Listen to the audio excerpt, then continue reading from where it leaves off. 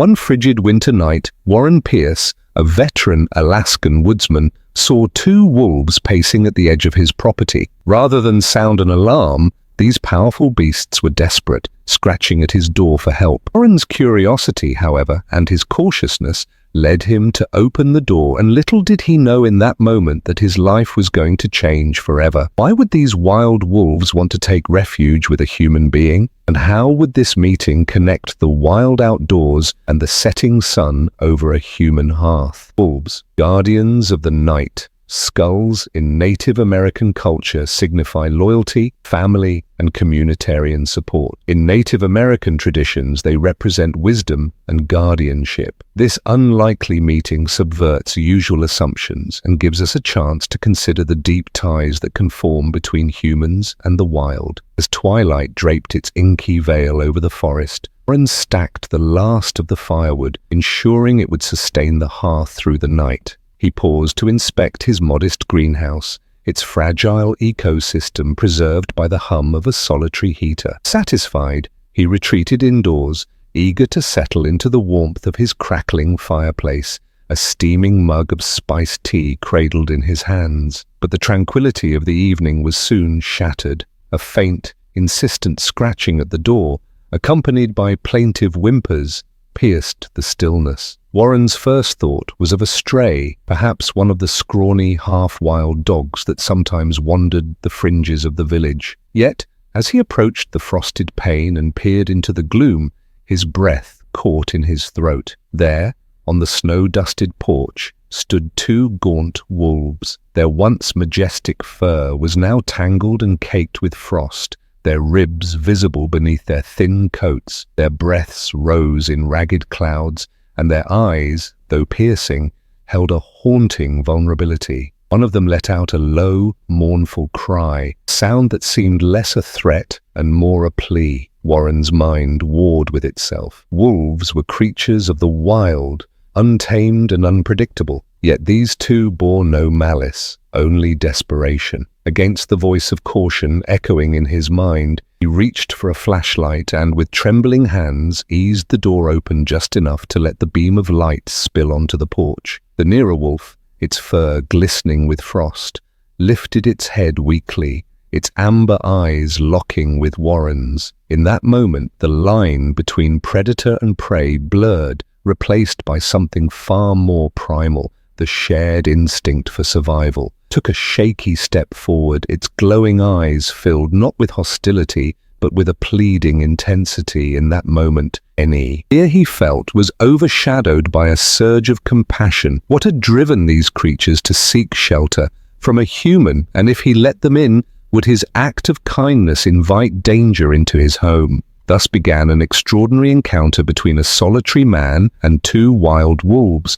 an encounter that would test Warren's resolve, challenge his preconceived notions of nature, and lead him to an outcome no one could have predicted. Warren stood at the threshold of his cabin, heart pounding. As he took in the sight of the two wolves, snow swirled around them, collecting in small drifts by his front door. The temperature had plummeted well below zero, and he could see the animals shivering under their fur. Their wide, luminous eyes seemed to plead for warmth and safety. It was a sight both mesmerizing and unsettling. Wild predators begging for sanctuary, still clutching the doorknob. Warren hesitated. Common sense dictated that inviting wolves into his home was a terrible idea. They were wild, unpredictable, and potentially dangerous, yet the longer he stared into their haunted expressions, the more convinced he became that they posed no immediate threat. Their trembling bodies and wee demeanor spoke of desperation, not aggression.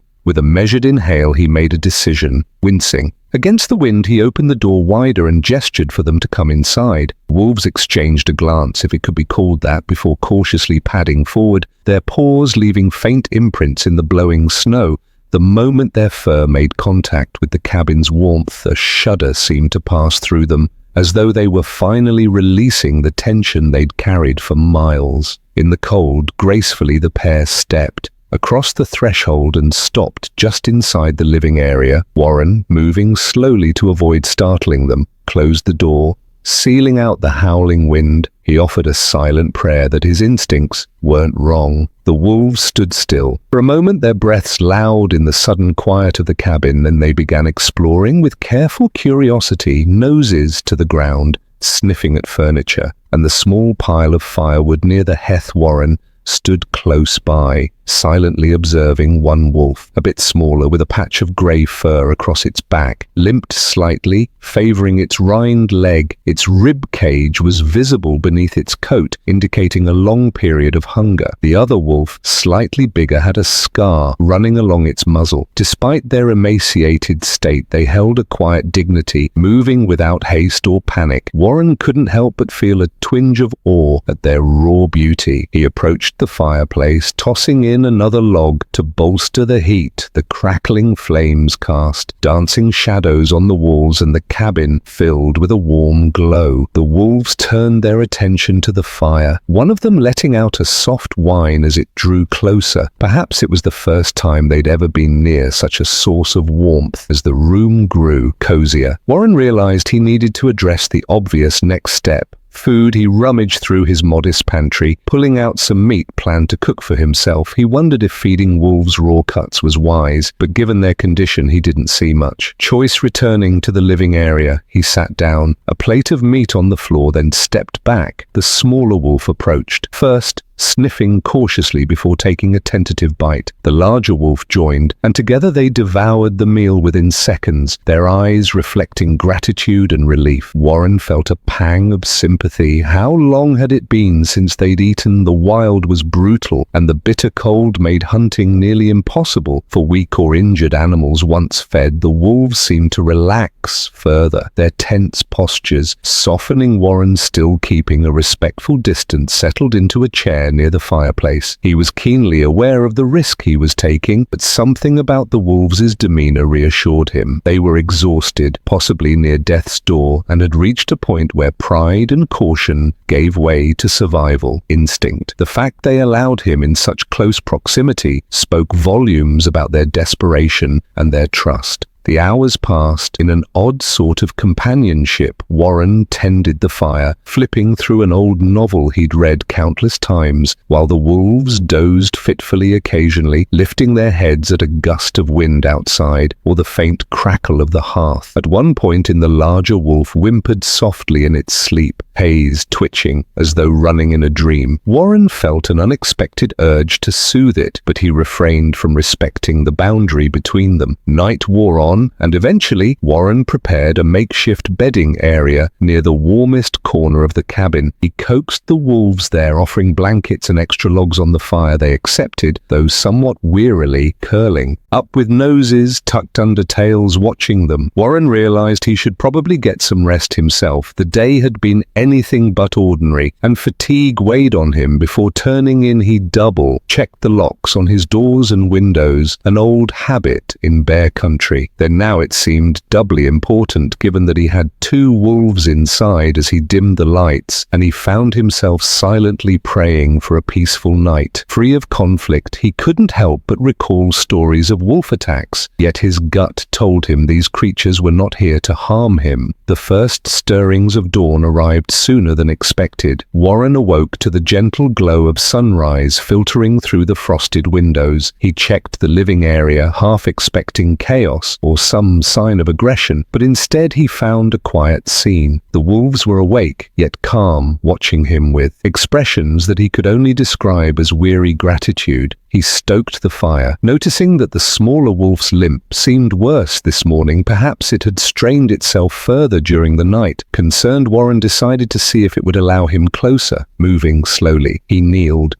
extended his hand. The wolf eyed him, but remained still, as though sensing he meant no harm. Gently, Warren placed his hand on the wolf's hind leg. It flinched, emitting a soft growl of pain, but didn't snap. He detected swelling, maybe an old injury, a frostbite. Medical treatment would be risky, but he couldn't stand idly by. "I'll do what I can," he murmured, as if the wolf could understand standing. He gathered a basic first aid kit from his cupboard mentally, thanking his years in the Boy Scouts. He had no veterinary experience, but he could at least clean, bandage the wound. The real challenge would be whether the wolf trusted him enough to permit it. Watching from the corner, the larger wolf tensed, its amber eyes fixed on Warren's every move. Sensing the delicate balance of trust, Warren proceeded with the utmost caution. He knelt beside the smaller wolf, who lay trembling on the blankets, and murmured soothing words. If the wolf allowed this, he might just be able to help. If not, he'd have to back off. One wrong move could trigger the primal instinct still lurking beneath their fragile truce. The smaller wolf stared at Warren with a mix of apprehension and pain, its body quivering as if it were unsure whether to trust this human crouched before it. Warren gently patted the blankets, hoping to coax the wolf into lying still. To his relief, it let out a low whine and rested its head on its paws. The larger wolf remained close by, watching the scene intently, ready to intervene at the slightest hint of threat. Warren opened his rudimentary first aid kit, a mismatched collection of bandages, antiseptics and gauze. He hadn't used it much in the past, aside from treating the occasional scratch or blister from chopping wood. This was a different scenario entirely. He moved slowly, speaking in soft tones, aware that the smaller wolf could lash out if spooked. "Easy fell," he murmured, placing a folded towel beneath the wolf's injured hind leg as he dabbed antiseptic on a cotton swab. The wolf let out a faint growl but didn't pull away. The wound wasn't deep, but it was inflamed, possibly from an earlier injury that had been aggravated by the cold and constant movement. Warren's heart clenched at the thought of how much suffering this creature had likely endured in the wild winter landscape. The larger wolf paced a few feet away, letting out a low rumble of concern. Warren glanced at it, offering a quick nod in acknowledgement. "I'm doing my best," he said, as though the wolf could truly understand. He knew it was a risk to speak aloud and draw attention to himself, but he hoped his calm tone would keep the tension at bay after cleaning the wound and applying a light bandage. Warren carefully examined the wolf's paw pads, noticing cracks and signs of frostbite. He used a mild ointment to soothe the raw skin before gently wrapping the leg with gauze throughout the process.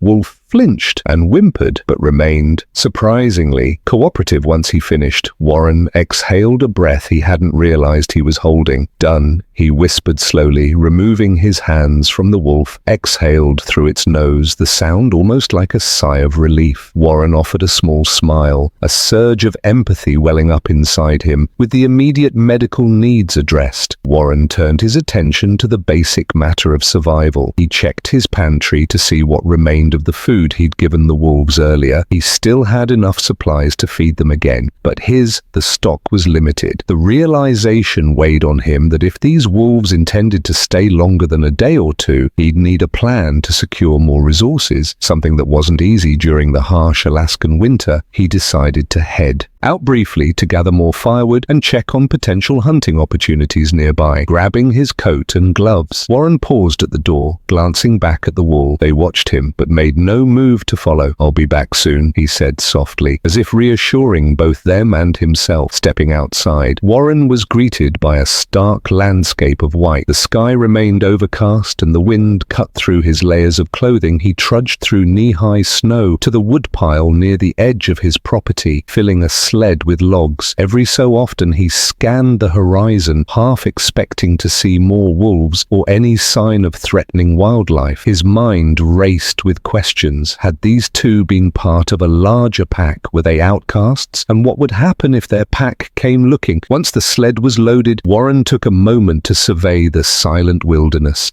The land was beautiful, but it also felt eerily unforgiving. He caught himself imagining the smaller wolf limping through these drifts, hungry and wounded, pushed to the brink of desperation. The thought reaffirmed his decision to help. No creature should have to endure such suffering alone. Upon returning to the cabin, Warren found the wolves lying near the fireplace. The smaller one looked to be in better spirits, occasionally licking at its bandaged leg. The larger wolf, ever vigilant, lifted its head to watch him cross the threshold. Warren unloaded the wood by the fireplace and stoked the flames, sighing in relief as the heat spread across his numb fingers. He unwrapped a portion of his remaining meat supply, placing it on a plate and setting it on the floor. The wolves approached cautiously, grateful for the meal, but aware of Warren's presence as they ate. He considered how surreal the situation was: two wild wolves devouring his provisions within the comfort of his living room. Yet he felt no fear, only a growing bond forged through mutual survival. Hours later, the cabin had fallen into a peaceful rhythm. Warren dozed in his armchair by the fire, the flickering light casting dancing shadows on the wooden walls. The wolves rested on the blankets he'd arranged for them, rising only to lap water from a bowl he'd placed nearby. It occurred to him that he should contact someone, perhaps a local ranger or wildlife specialist, but a part of him worried that doing so might lead to the wolves being taken away, or worse, put down if deemed a threat. Conflicted, he resolved to wait another day to see if they'd regain their strength and perhaps wander back into the wild on their own. He felt a twinge of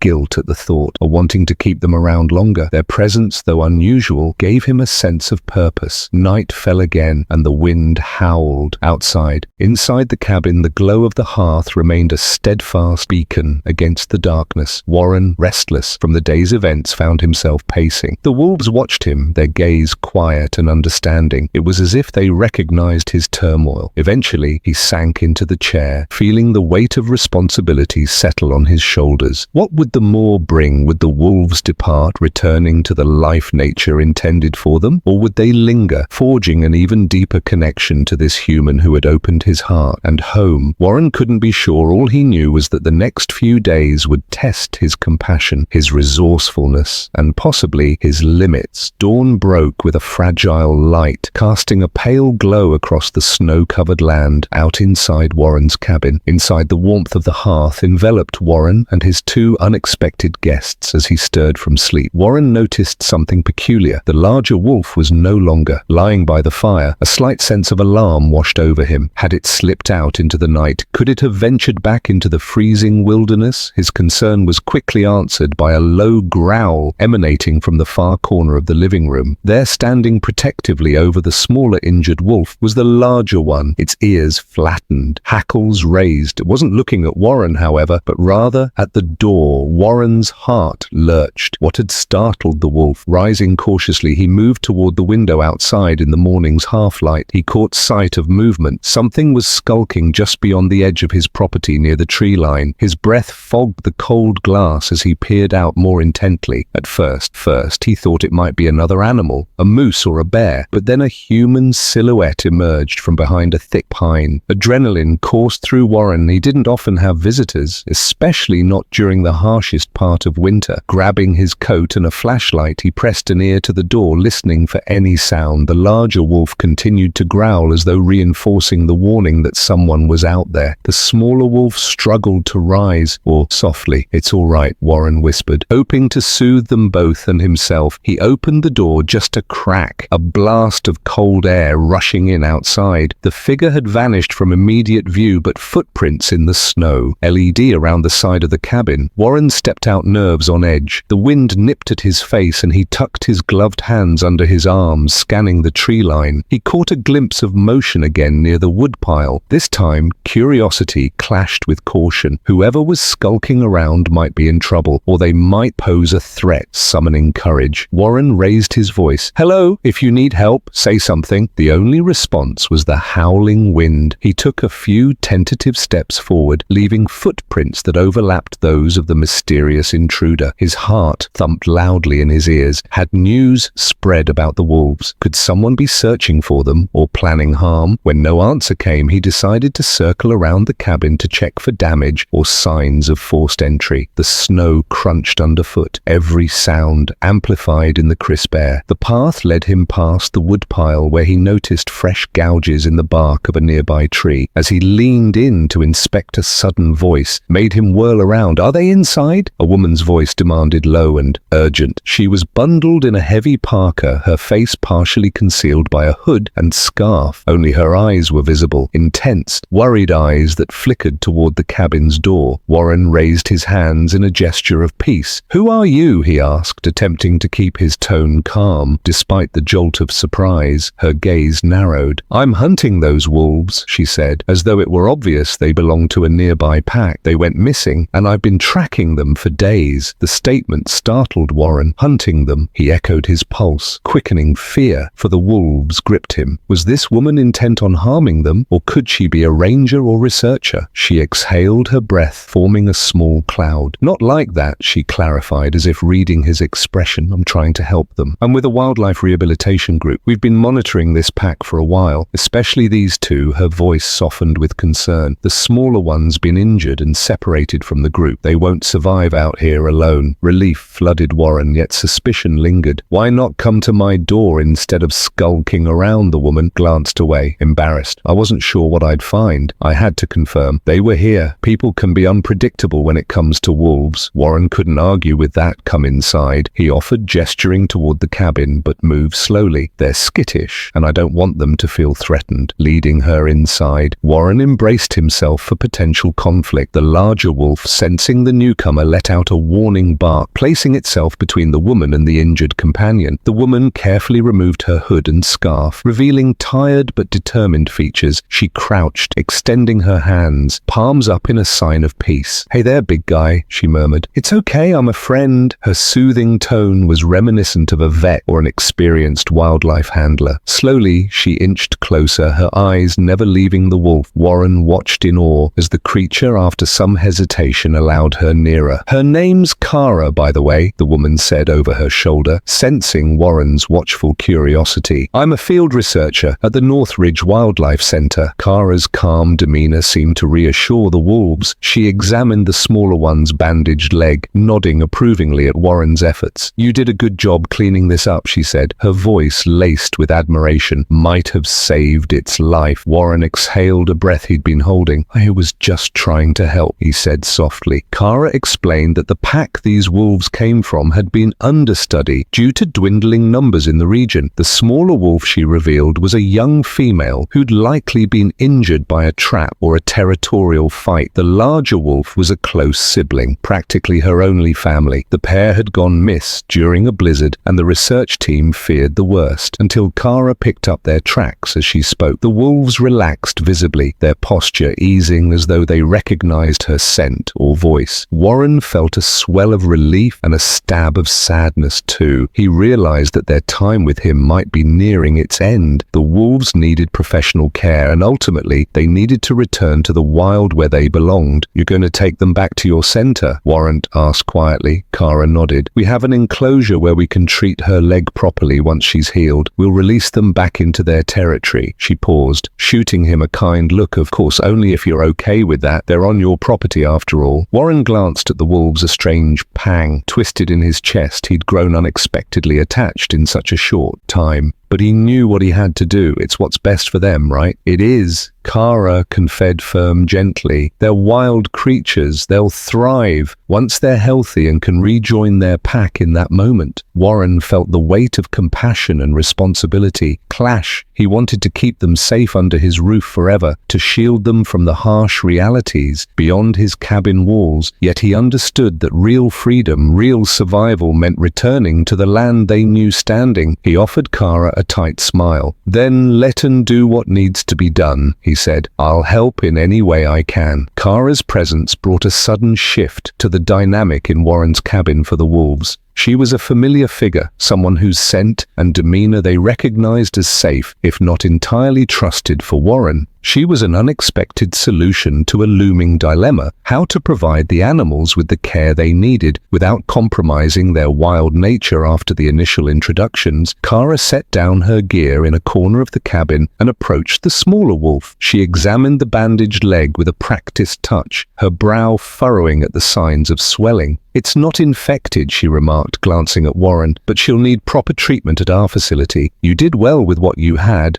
Warren felt a mixture of relief and pride. He noticed how gently Kara interacted with the wolves, speaking in a soothing tone, her posture non-threatening. The The larger wolf observed her carefully, occasionally letting out a low whine as if voicing concern for its companion. This must be her sibling, Kara said, nodding at the watchful guardian. 2435 wolves form strong family bonds. If she's injured, he won't leave her side. Warren, 2440, gave a thoughtful nod. Over the past couple of days, he'd witnessed that bond firsthand. The bigger wolf had consistently shielded the smaller one, sharing its meager warmth during those cold, stormy nights. With evening approaching, Warren proposed they stay in the cabin one more night before attempting to transport the wolves. Kara agreed, noting the need to keep the stress on the animals as low as possible. She suggested they gradually acclimate them to being in a carrier or a vehicle. If they could arrange one nearby, I have a snowmobile, Warren offered. It could help us reach your team faster or carry them part of the way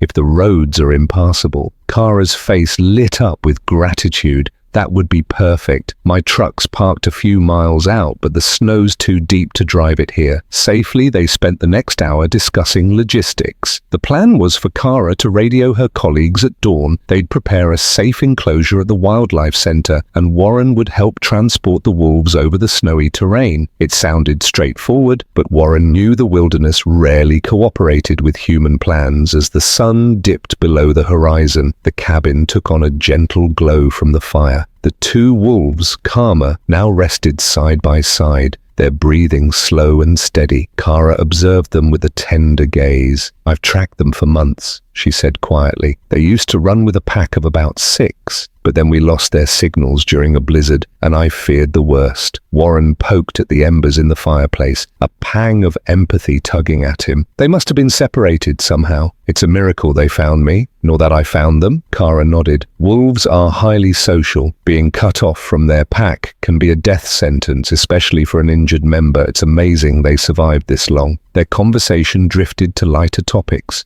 Her life as a researcher, Warren's quiet existence in the remote cabin. The challenges of living in such unforgiving conditions outside the wind had died down, leaving a stillness that felt both peaceful and eerie. Every so often, the wolves shifted or let out a soft exhale, reminding Warren of their presence and the delicate trust they had offered him before turning in for the night. Warren set out food for the wolves once more. Kara, cautious but intrigued, observed his method. She was impressed by how at ease the animals seemed around him. You've done something incredible here, she said, her voice laced with admiration. Most wolves would be too terrified or aggressive to enter a human's home like this, but they clearly sense your goodwill. Warren flushed slightly, not accustomed to such praise. I couldn't just leave them to freeze, he mumbled. They were desperate, and I guess I was too.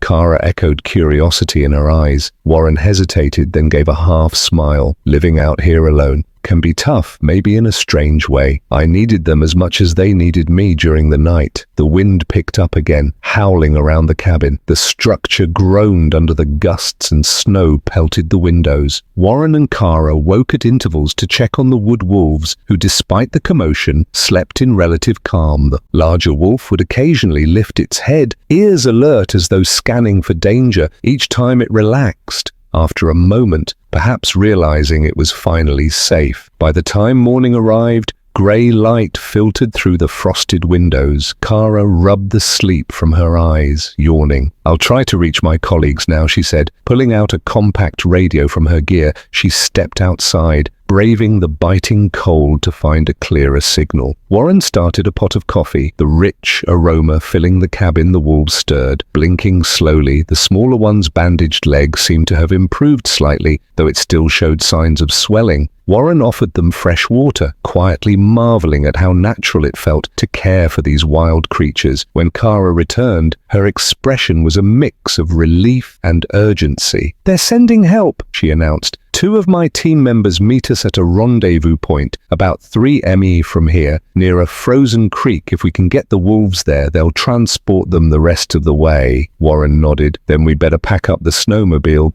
Handle 2 people and the wolves if we're careful. Kara agreed, and they began gathering the necessary supplies. They rigged a makeshift sled to attach behind the snowmobile, lining it with blankets so the injured wolf could lie comfortably. The larger wolf, though wary of the contraption, seemed to sense it was necessary and sniffed at it without protest. The final hurdle was coaxing the wolves outside and into the sled. Warren decided to go first, opening the cabin door to a world of glistening white. A chill wind swept in, ruffling the wolves' fur. Kara led the way, speaking softly, using gentle gestures. The smaller wolf whimpered as it was lifted into the sled, but the bandage and ointment must have offered some relief, for it didn't fight too fiercely. The larger wolf hopped up on its own, stone nestling protectively against its sibling. With the wolf secured, Warren climbed onto the snowmobile and Kara settled in behind him, holding a radio in her hand. The engine roared to life, echoing across the silent expanse as they pulled away from the cabin. Warren felt a pang of mixed emotion. Part of him was reluctant to leave this temporary haven where man and wolf had coexisted in such an extraordinary way, but he knew this journey was essential for the wolves' sake and perhaps for his own. The snowmobile carved a track through the endless white. Its engines growled, the only sound in a world muffled by ice and snow. Warren led the way, gripping the handlebars firmly, while Kara sat behind him, keeping a watchful eye on the makeshift sled tethered behind them inside the sled. The 2 wolves huddled together, the smaller one, bandage leg tucked close, the larger wolf protectively curled around its sibling. They aimed to reach the frozen creek, a rendezvous point where Kara's colleagues would be waiting. The journey would span roughly 3 miles, a distance that felt both too short and perilously long. While the sun offered a faint warmth, the Alaskan winter remained unforgiving, and a stiff breeze carried a flecks of snow that stung any exposed skin as they traversed the rugged terrain. Kara frequently glanced down at her radio, checking for updates from her team. The signal crackled occasionally, distorted by the thick forest and the looming mountains. "They said they'd meet us in about an hour," Kara announced, raising her voice over the wind. "We need to keep a steady pace." Warren nodded, focusing on guiding the snowmobile around drifts and hidden rocks. Every so often, he glanced back to ensure the wolves remained surprisingly calm despite the rough, jolting ride. The larger wolf's ears flickered with every twist and turn, but it seemed to sense that Warren and Kara meant no harm. About 10 minutes into the journey, the sky began to shift. A wall of steel-grey clouds loomed on the horizon, heavy and foreboding, signaling the approach of a storm. Warren felt a flicker of unease. Traveling in a snowstorm was dangerous enough, but with injured wildlife in their care, the stakes were even higher. "We need to move faster," Warren called over his shoulder, his voice barely audible over the growl of the snowmobile. Kara nodded, giving his shoulder a firm tap to show she was ready for the increased speed. The sled bounced and rattled over icy ridges, sending sprays of snow showering over the wolves. They let out soft whimpers, but stayed put as if they understood this journey was their best hope for survival. As the forest grew denser, the world around them seemed to close in. Visibility dropped, and the trees stood like silent sentinels, their branches sagging under the weight of snow. Warren slowed the snowmobile, navigating carefully around gnarled trunks and low-hanging limbs. One wrong move could send them tumbling or damage the sled, and he couldn't afford to take that risk. "We're close to the creek," Kara said, her voice steady as she checked the small GPS device in her hand. Her calm demeanor was a small comfort, but Warren couldn't shake the tension coiling in his chest. The storm was coming, and they were running out of time.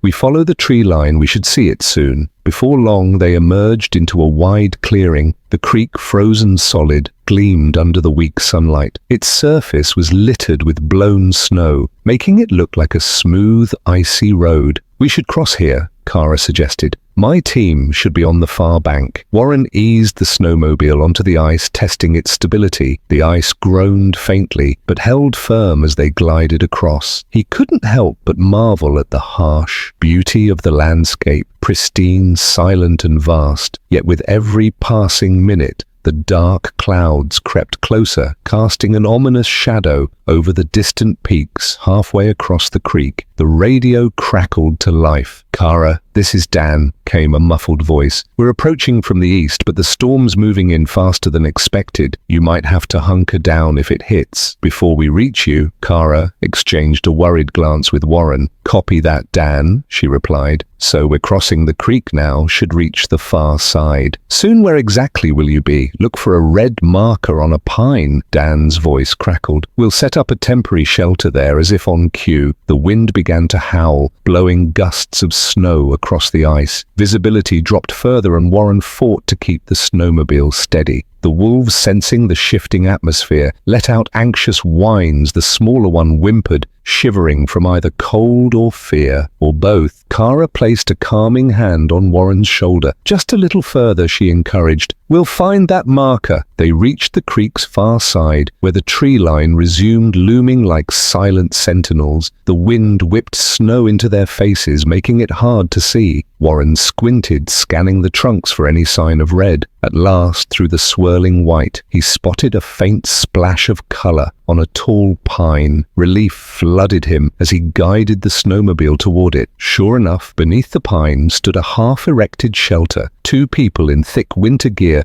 struggling to secure tarps against the relentless wind. A small fire crackled nearby, offering a beacon of heat. Kara waved frantically and the figures turned, raising their arms in greeting. Once the snowmobile drew close, Warren killed the engine. Kara jumped off, speaking rapidly to her colleagues over the roar of the wind. "We found them," she said, jerking her thumb toward the sled. "They're weak but stable. The smaller ones got a leg injury." Dan, tall with a salt and pepper beard, nodded grimly. "Leighton, get them under shelter," he said, his companion. A short woman named Na hurried to lay out thick blankets inside the makeshift camp that storm's about to hammer us. "Na," warned her voice, tight with urgency. Together they carefully coaxed the wolves out of the sled. The larger wolf growled low in its throat when Dan approached, but Kara's soothing presence helped keep it calm. The smaller wolf, shaking from cold and stress, allowed Nina to guide it onto the blankets. Warren hovered protectively, ready to intervene. If the animals spooked, with the wolves tucked into the relative warmth of the tarps and fire,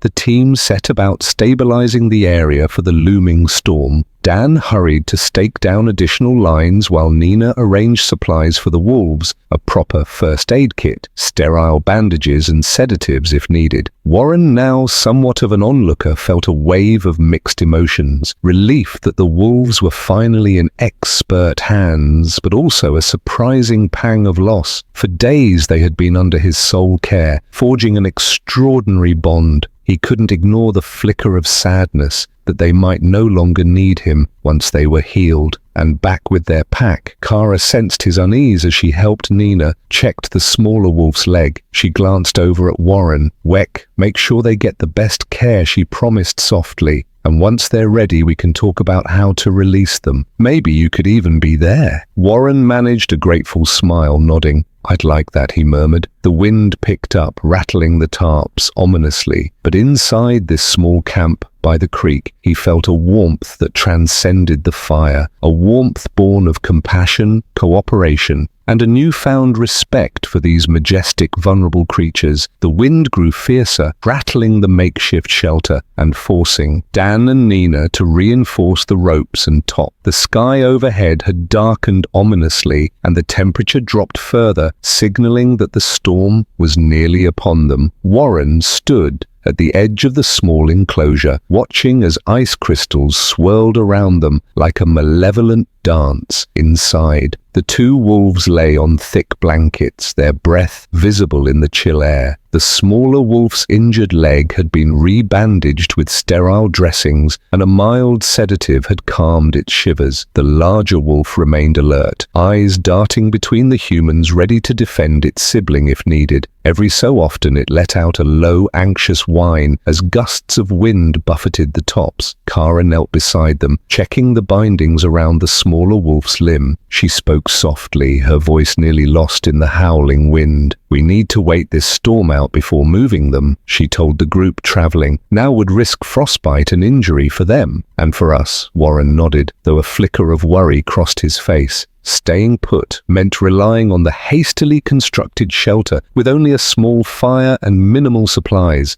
"How long do these storms usually last?" he asked. Dan, who was wrestling with a flapping corner of the top. "Could be hours, could be all night," Dan replied, his voice tense. Alaskan weather is unpredictable at best. With no other choices, they set about making the shelter as secure as possible. Warren helped Nina stack snow around the perimeter to form a windbreak, while Dan and Kara set up a secondary tarp for added insulation. The wolves watched it all with quiet fascination, strange bipeds scurrying to protect them from nature's fury between tasks. Warren couldn't help but reflect on how surreal the situation was. Just days ago, he had been living in solitude, chopping wood and enduring the endless nights on his own. Now he was part of a small, determined group fighting to save two wild wolves he'd grown fond of. In a startlingly short time, Charlie, his old battered snowmobile remained parked nearby, half buried in fresh drifts of snow. Warren casted a concerned glance, aware that if the storm worsened, retrieving any gear or making a quick escape might become impossible. The realization made his chest tighten with a mixture of anxiety and resolve. Eventually, as the storm peaked, the group huddled around a modest fire built in a shallow pit to keep sparks from flying. The flames offered scant warmth, but it was enough to keep extremities from going numb. Dan and Nina took turns feeding the flames with small sticks and branches collected from under nearby evergreens. The wolves rested their eyes half closed, lulled by the fire's soft crackling and the gentle murmur of human voices. Kara periodically checked the small wolf's pulse and breathing, ensuring the sedative hadn't caused any adverse effects. "She's stable,"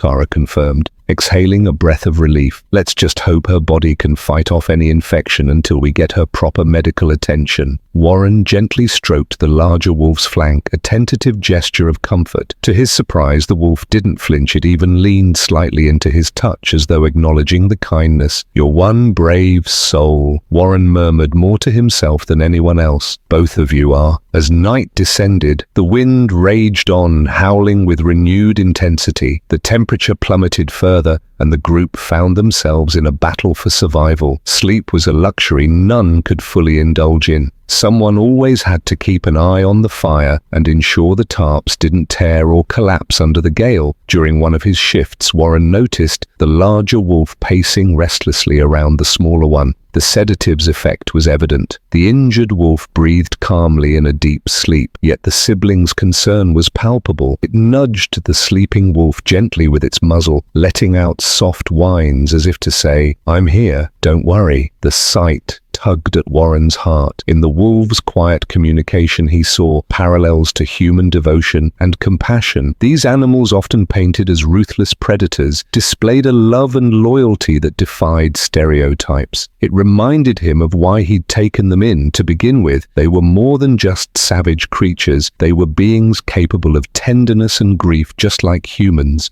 Sometime past midnight, the storm reached its apex. Snow fell in thick sheets and the shelter quivered under the onslaught. Kara and Nina worked frantically to brace the windward side, driving stakes deeper into the frozen ground. Dan called out instructions, his voice nearly lost in the tempest. Warren helped where he could, though his fingers quickly went numb despite his gloves. The wolves grew agitated by the commotion, the larger one baring its teeth whenever a gust sent the tarp flapping too close. Kara spoke softly to it, maintaining eye contact and using a calming tone. "Easy there," she whispered slowly, extending her hand. "We're just keeping you safe." Eventually, the storm seemed to relent. The wind died down to a more manageable roar, and the snowfall lightened to a gentle swirl. Dan poked his head out from the shelter's entrance, scanning the horizon with a flashlight. "It's easing up," he announced, relief evident in his voice.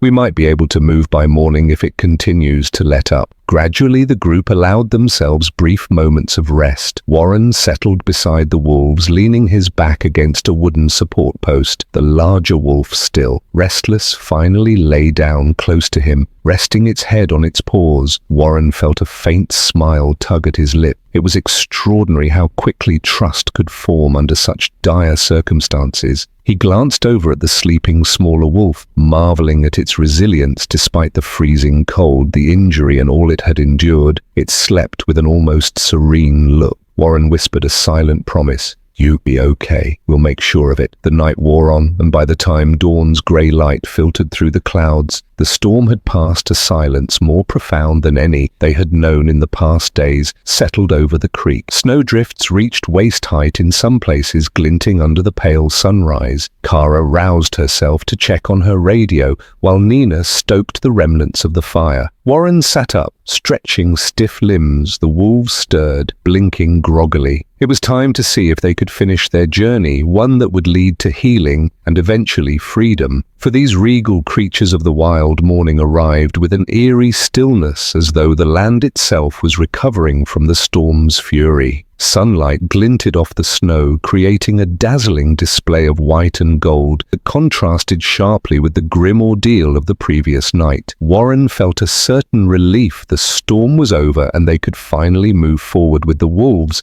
yet a nagging anxiety kept tugging at him, some instinct warning him that their challenges weren't over. Kara's radio crackled to life and she answered it eagerly. "Dan, nah, you copied. The storm's cleared. How's your location?" She paused, listening. Warren couldn't catch the exact words, but he saw Kara's shoulders tense. Turning to him, Kara said softly, "Dan reports that while the weather's improved, we've got a new problem. The road leading to the wildlife center is blocked by fallen branches and ice. They're working to clear it, but it could take hours, maybe a day." Warren exhaled the news, settling like a weight on his chest. "So we're stuck here for a while. Then the wolves can't travel safely on foot with one injured, and the snowmobile won't get us to the center.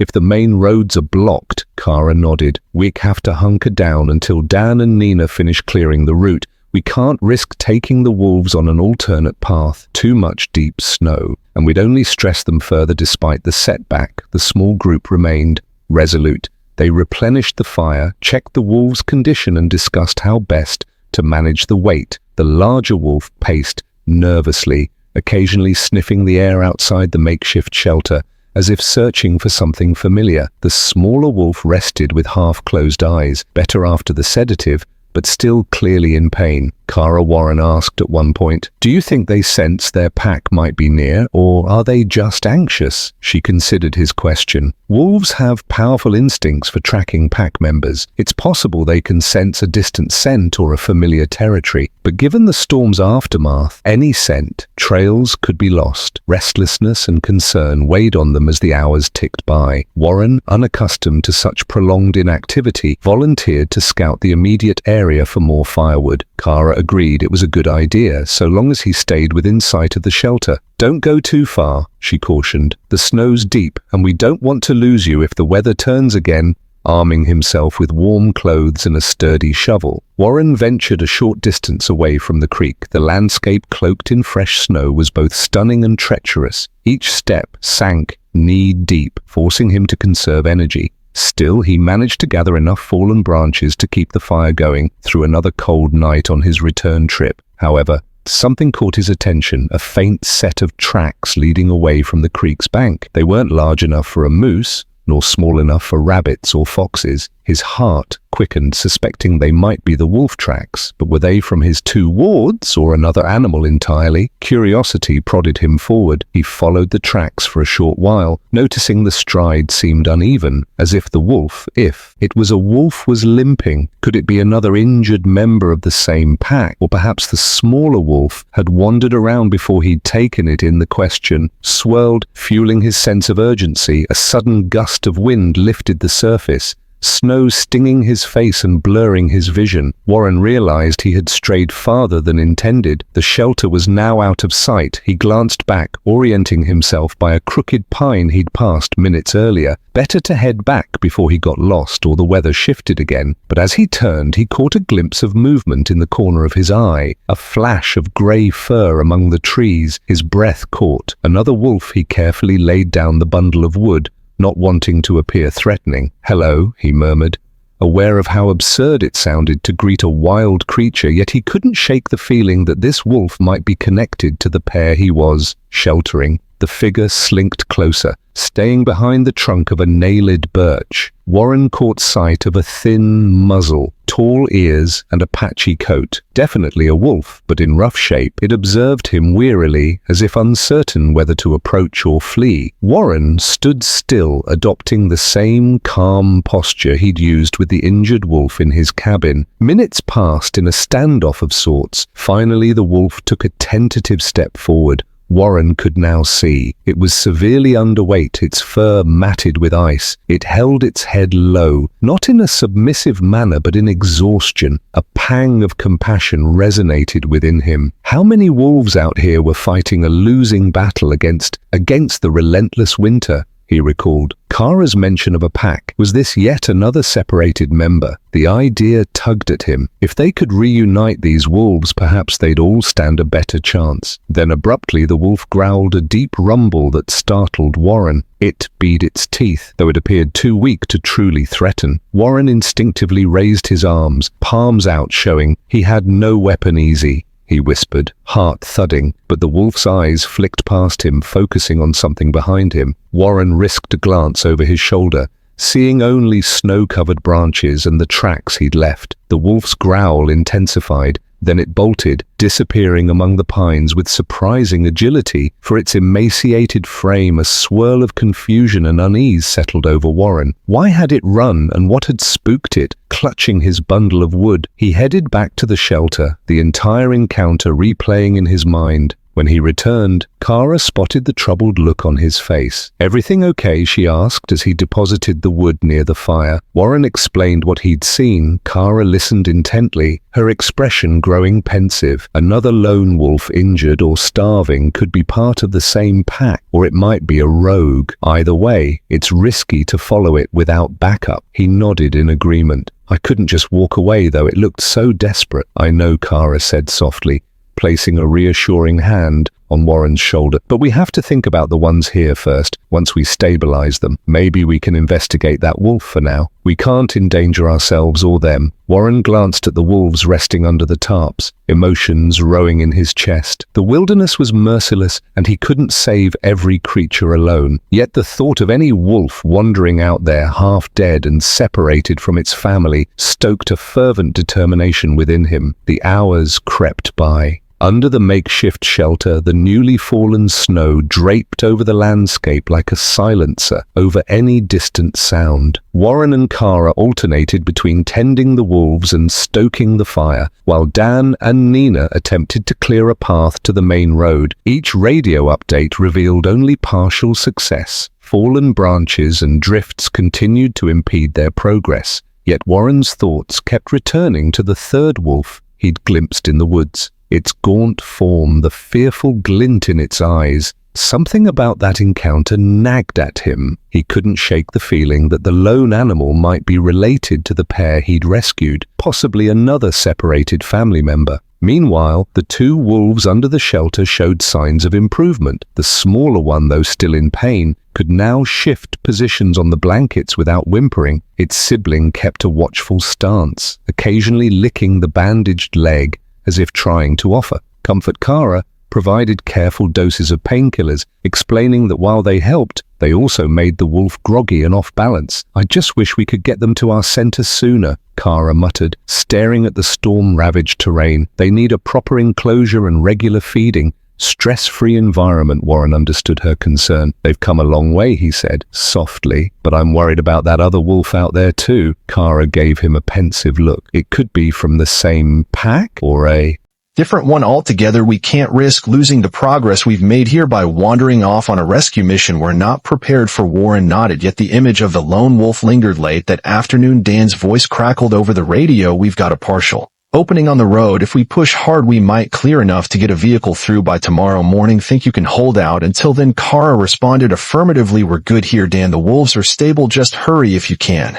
She glanced at Warren and offered a reassuring nod. Relief washed over him. One more night, and they could finally move the wolves to safer ground. He turned to the animal, stroking the larger wolf's thick fur. "Just hold on," he murmured, help coming. However, that sense of relief proved short-lived. Near dusk, as the sky took on a bruised purple hue, the hair on the larger wolf's neck bristled. It stood abruptly, ears swiveling, eyes fixed on the tree line. The smaller wolf stirred, letting out a questioning Wine what spooked them now not asked tensing. Kara picked up her binoculars and peered through the dim light scanning the forest edge. There's movement out there, she said. Can't tell if it's a person or an animal. A cold knot formed in Warren's stomach. Might be that lone wolf I saw before. Anyone could respond. The larger wolf let out a sharp bark, then stepped off the blankets, limping slightly as it moved toward the shelter's exit. Warren stood blocking its path. Easy, he said, arms raised. We can't have you running off now. The wolf growled softly, not in aggression, but in anxiety. It looked back at its smaller sibling, then at Warren, as if torn between duty and caution. A pang of empathy struck him. The wolf likely sensed a familiar scent, possibly that of a pack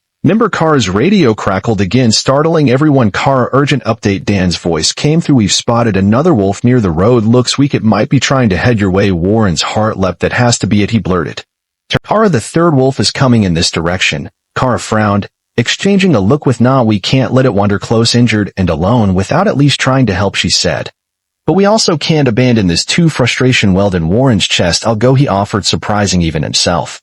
You stay here with them. That wolf could be part of their pack. Na looked skeptical. You're just one person. What if it's too frightened or too far gone? I won't do anything reckless, Warren insisted, but I can't leave it out there to freeze. I'll take Charlie M's snowmobile and see if I can intercept it. Kara hesitated, scanning the expressions of the group. All right, she finally agreed, voice tinged with concern, but keep your radio on. If you run into trouble, call us. We'll do what we can. Warren packed quickly, donning multiple layers of warm clothing and securing a small first aid kit. He checked the fuel in his snowmobile, enough for a short trek, as long as he didn't stray too far. I'll look around for well, if I don't find it, or if things get dicey, I'll come straight back. The two wolves watched him go, the smaller one letting out a low whine as if sensing another departure. Warren paused to give it a final pat. I'll be back, he promised as he mounted his snowmobile and revved the engine. The larger wolf let out a howl, a four echoing note that resonated against the snow. Warren shivered at its haunting beauty. Hang tight, he murmured, steering away from the shelter. The twilight deepened as he navigated the snowy terrain, guided by footprints and half-remembered landmarks. Dan's report suggested the lone wolf was near the partially cleared road, so Warren aimed for that route, mindful of drifts and hidden ice. The roar of the engine felt jarring against the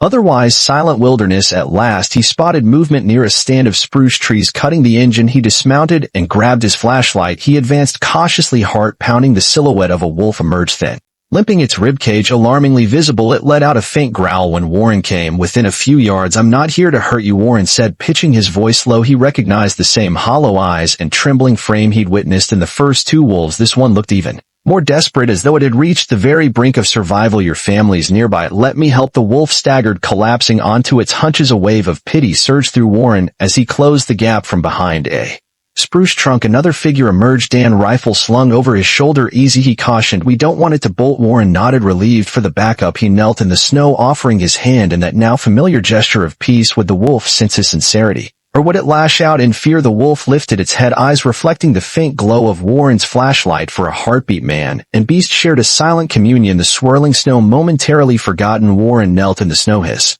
heartbeat thunderous in his ears. The third wolf, a ragged specter of the wild, lay exhausted before him, its breath shallow. Dan stood a few paces behind, rifle slung but ready. The air crackled with tension, as though the entire forest held its breath, waiting to see whether this desperate creature would accept or reject the help being offered. Easy there, Warren murmured, inching closer. His outstretched hand trembled slightly, a testament to the emotional stakes. He was no trained wildlife expert like Kara, but empathy and instinct guided him. A swirl of wind caught the edges of his coat, carrying his scent toward the wolf. The animal's nostrils flared, and it let out a low, haunted whine. For a moment, Warren glimpsed a flicker in the wolf's tired eyes, recoin perhaps, or some faint memory of safety. Then it slumped, too weak to resist or flee. Gathering his courage, Warren carefully laid a blanket he's brought over the creature, speaking in soft murmurs. You're all right, he said, wishing his words could truly penetrate the wolf's fear. We'll get you to your family. Dan approached slowly, scanning the surrounding trees for any sign of danger. We should get it back to Kara, he whispered. If we're lucky, this wolf might be the missing piece of the puzzle. Warren nodded. He gently lifted the wolf's head, amazed at how light it felt despite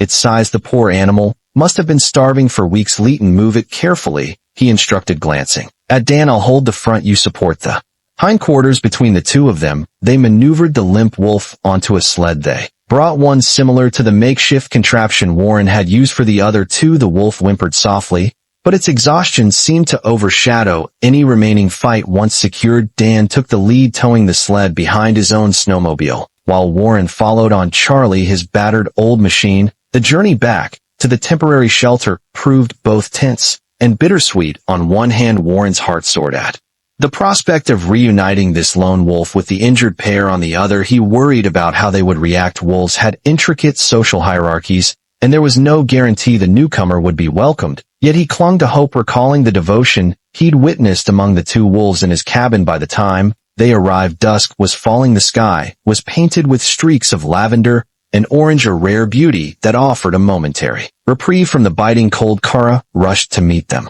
eyes wide with concern. "You found it?" she asked, incredulity etched in her voice. Warren dismounted, nodding. "It's in bad shape, but alive." Together they guided the sled into the shelter. The two wolves inside stirred immediately. The larger one's ears shot up, and it let out a sharp bark that echoed in the confines of the tarp. The smaller wolf, still recovering, lifted its head in confusion. Kara positioned herself between the newcomer and the pair, just in case. A tense hush fell over the group as Warren and carefully unwrapped the blanket from around the third wolf. At first, the injured wolf seemed uneasy, barking and pacing. Then the newcomer raised its head, meeting the eyes of the larger wolf with an almost electric intensity. A soft, pleading whine followed, and the larger wolf's posture shifted from guarded aggression to sudden recognition. It closed the distance, sniffing the newcomer, ears flattening as though in empathy. The smaller wolf let out a low whimper, half rising on bandaged legs. All three wolves seemed locked in a silent conversation, their bodies communicating in ways where words never could. Kara exhaled, relief visible in her posture. They know each other. Look at how they're greeting. No snarling, no hackles raised. This is definitely part of their family unit. Warren felt tears sting his eyes. To witness such a raw, intimate moment among wild creatures was humbling. He found himself stepping back, giving the wolves space to reaffirm their bonds. The third wolf, despite its weakness, managed to nuzzle the injured sibling's muzzle, a slow, tender gesture that spoke volumes. The larger wolf hovered protectively, ensuring every move was peaceful. Soon the three wolves nestled together on the blankets, a small pack reunited. Their soft whines and licks seemed to reassure one another. "We're here, we survived." For Warren and the others, it was a moment of collective awe, overshadowing the hardships of the preceding days. "You did it," Kara whispered to Warren, her gaze flicking to the sled. "If you hadn't gone out there, that wolf might have perished alone in the snow." He shrugged, overwhelmed by emotion. "We all did this, really. I had to try." Their reverie was broken by the crackle of Kara's radio. Dan's voice, "Urgent road is finally clear enough for a truck. We're on our way to your location. 20 minutes tops." Everyone sprang into action. The wolves needed a safe transport, and with the family now complete, the mission took on an even deeper significance. Nina prepared sedatives in case the wolves during the journey. Warren offered to help load them, though his heart clenched at the thought of letting them go. When Dan and Nina arrived with a sturdy vehicle, the group carefully moved the three wolves into large, unpadded crates. The newcomer put up the most resistance, but with gentle coaxing and mild sedation, they settled down. The reunited pack maintained visual contact through the crates. Meshed, their gazes filled with what Warren could only interpret as trust and resignation, knowing somehow this was part of their path to recovery. Under the glow of headlights, Warren stood with Kara, watching as Dan secured the crates. Snow glistened underfoot, a quiet witness to a moment that felt both victorious and bittersweet. "You're welcome to visit them at the center," Kara said. "They'll need time to heal and adjust, but once we're sure they can handle it, we'll release them back into the wild." Warren nodded, swallowing hard. "I'd like that." He managed his voice thick. "I need to see them free where they belong." Kara smiled softly. "And I'm sure they'll be glad to see you too." The engine roared to life, headlights cutting through the twilight as the vehicle pulled away. Warren felt a tear slip down his cheek, tears of relief, gratitude, and an unexpected. At their departure, he reminded himself this was the right outcome, a family reunited, given a second chance at survival. In the hush that followed, he whispered a final goodbye to the wolves, imagining their breath steaming and the cold hearts beating in unison with the wild. Then turning to Kara, he mustered a shaky smile. "Thank you," he said, "for everything." Kara squeezed his arm. "No, thank you for giving them a chance and reminding us all why we do this." The days that followed felt strangely quiet for Warren, gone with the soft whines and cautious footsteps that had filled his cabin, replaced by the familiar silence of the Alaskan wilderness. Yet this silence no longer felt lonely. In the place of wolves and uncertainty, there was now a profound sense of peace and purpose. And as the evenings stretched into twilight, Warren often found himself lost in thought, his eyes fixed on the horizon. Memories of the three wolves played vividly in his mind, each moment etched into his heart. He recalled their first meeting, the trembling vulnerability in their eyes, the slow and fragile building of trust, and the profound reunion that had woven their lives together in ways he could never have foreseen. Knowing they were now safe at Kara's wildlife center brought him a deep sense of peace. He trusted that, With time and care, they would heal and eventually return to the snowy wilderness they belonged to. Kara, true to her promise, kept him updated. She sent photos and stories of their progress, the wolves lounging in patches of sunlight, playing in the snow and growing stronger each day. The smallest wolf's injured leg was mending, the bandages slowly disappearing. The third wolf, once thin and haunted by fear, was now robust and spirited. Most importantly, the trio had rekindled their bond as a pack, their connection unshakable. Warren often imagined the day they would be released back into the wild. He pictured himself standing at the forest's edge, watching them step forward, healthy, free, and united. Maybe, just maybe, they would pause and glance back, a fleeting acknowledgement of the man who had offered them warmth and kindness in their darkest hour. In the meantime, Warren returned to his daily rhythms, chopping wood, tending to his small greenhouse, and reinforcing his cabin against the biting cold. But now his work was infused with a newfound reverence for the land he called home.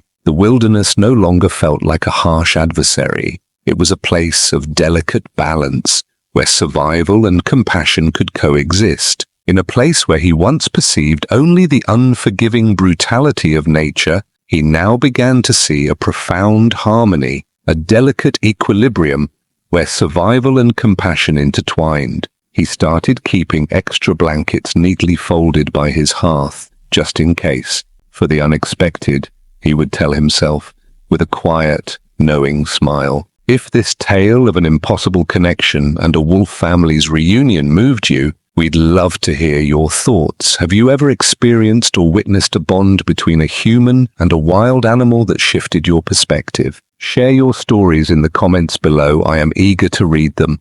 Don't forget to like this video, subscribe to my channel, and join me for more heartwarming stories that remind me of the invisible threads tying me all together, from the icy wilderness to the corners of our own lives. Sometimes, the smallest acts of kindness can ignite miracles in the most unexpected places. Thank you.